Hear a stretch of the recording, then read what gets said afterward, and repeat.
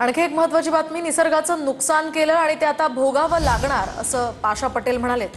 शेतकऱ्यांनी नुकसानीची सवय करून घ्यावी असं विधान त्यांनी केलंय। पंचनाम्याच्या मुद्द्यावरून पाशा पटेल यांनी खरं तर हा अजब सल्ला दिलाय। तर पाशा पटेलांनी सरकारला योग्य भाव द्यायला सांगावं अशी प्रतिक्रिया यावर अंबादास दानवेंनी दिली आहे।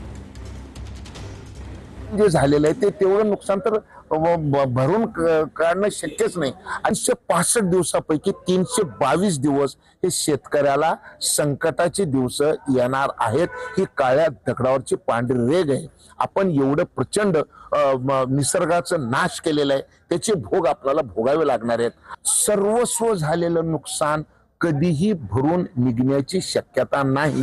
तात्पुरतं उभं राहण्यापुरतं सरकार देऊ शकतं, संपूर्ण काही देऊ शकत नाही। ही काळ्या दगडावरची पांढरी रेघ आहे। असं वाटतं पाशा पटेल शेतकरी नेते आहेत।